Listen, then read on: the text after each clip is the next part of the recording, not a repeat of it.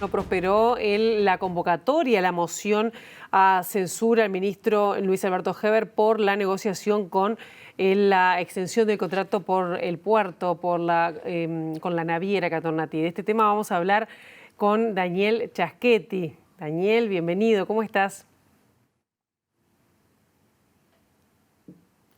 Bueno, no sé si nos estás escuchando, Daniel. Yo te escucho perfectamente. Bien, ahora perfecto. Bien, justamente Bien. de esa moción de censura que quedó sin los votos necesarios para prosperar, es que es uno de los temas que concitó la atención en el Parlamento. ¿Qué podemos decir de esto que fue bien corto en lo que fue la jornada de hoy parlamentaria? Sí, fue una sesión corta en comparación con una interpelación, que es muy larga, ¿no?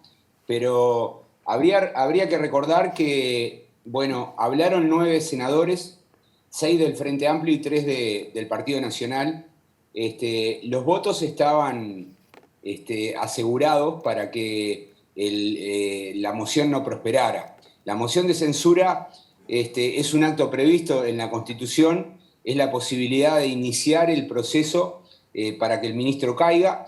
Es la número 22 que se presenta desde 1985 y nunca se ha logrado que pase de la propia Cámara. La Constitución indica que si se aprueba, luego pasa a la Asamblea General y luego el presidente puede aceptar la censura o puede observarla y ahí desencadenar un proceso de conflicto entre poderes. Lo cierto es que la votación fue de 12 senadores en 30, no alcanzó para que se aprobara.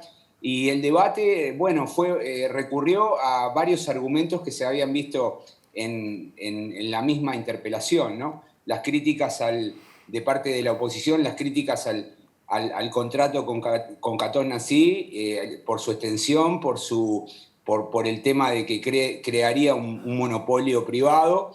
Bueno, y otros elementos vinculados con el proceso de negociación.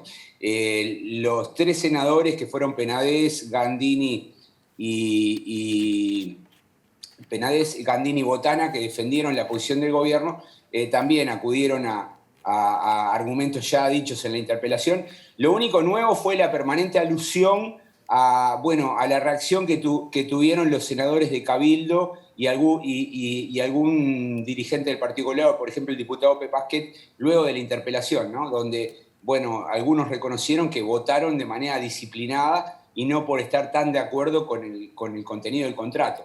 Yo creo que un síntoma de esto es el hecho de que, bueno, ni Cabildo Abierto ni el Partido Colorado abrió la boca en esta sesión, lo que indica, bueno, una cierta reserva y un disciplinamiento más basado en mantener la coalición que otra cosa, ¿no? Es decir, ellos están interpretando que votar la moción de censura equivaldría indudablemente a la ruptura de la coalición. Por lo tanto, la opción que tomaron fue no hablar, no defender al ministro y simplemente aportar los votos, lo cual es sustantivo porque, bueno, porque eso permite salvar al ministro.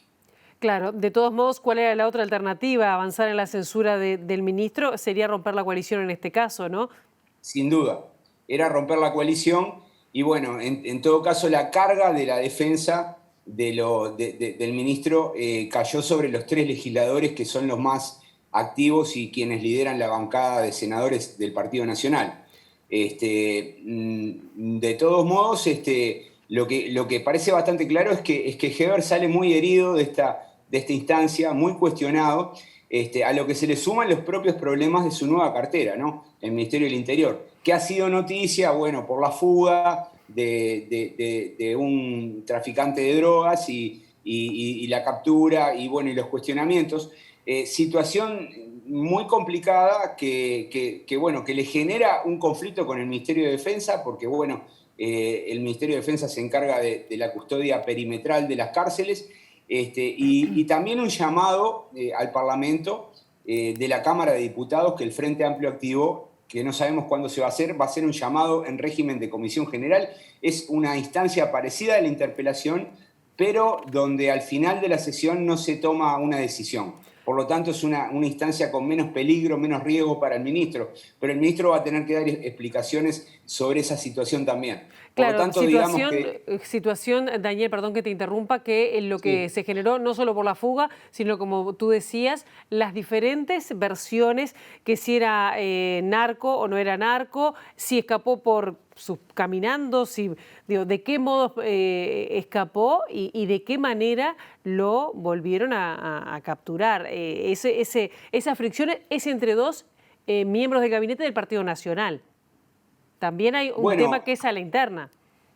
sin duda, las Fuerzas Armadas asumieron esta tarea que no está dentro de sus funciones, lo hicieron durante el gobierno del Frente Amplio, el Partido Nacional, la coalición de gobierno mantuvo la misma situación, no estaban tan convencidos los militares de hacer esa tarea, pero la están haciendo, y en este caso la versión final que ha prevalecido en el gobierno, esto de que se escapó por un alambrado, pone en duda su eficiencia, su efectividad, y bueno, los militares son bastante celosos de cómo hacen las cosas, y bueno, ahí hay muchas cosas para aclarar.